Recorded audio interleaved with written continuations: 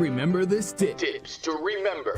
Okay, paano kung meron kang date sa susunod na 30 minuto? Sabihin, malapit na, no? Pero hindi mo malaman kung ano bang isusuot mo para ma-impress ang makakaharap. Masyado kang focus sa design, sa brand o tatak. Bakit hindi ka mag-decide base sa kulay naman? Kulay, ha? Sa color. Narito po ang tips sa tulong ng relationship expert na si Miss Laura Wasser. Siya rin pong chief ng Divorce Evolution ng divorce.com. Una, pwede kang gumamit ng red.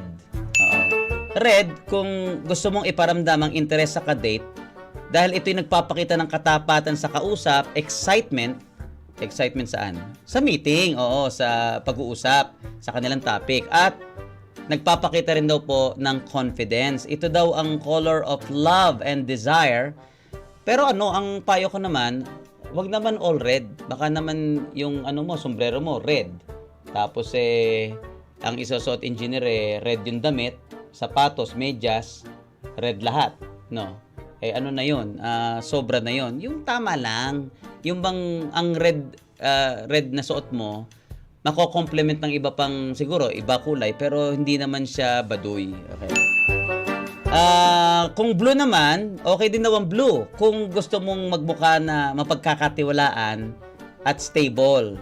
Kapag navy blue, you look refined at kapuri-puri daw. Sabihin niya para kang kagalang-galang pagka ikaw yung naka-blue sa first date ninyo. Okay, black, kung gusto mo ang itsura na mukhang hindi nalalaos. Kasi nagpapakita daw ito ng sophistication, power, at elegance sa unang araw ng inyong date. O kung puti naman, para preskang tingnan at simple, nagpapakita ito ng purity at larawan ng innocence. Okay, ito mga guide lang naman ito no? Kasi, ako kasi, ang opinion ko dyan, okay yung nalalaman natin yung kahulugan ng puti, di ba? Kung yun ang tingin ng iba. Pero kasi meron namang, merong siguro, agree ka Ram, no? Meron nagpuputi, nakaputi nga, ang itim naman ng budhi, di ba? Anong silbi nun? So, guide lang po itong mga ito. Yan pong ating tips to remember.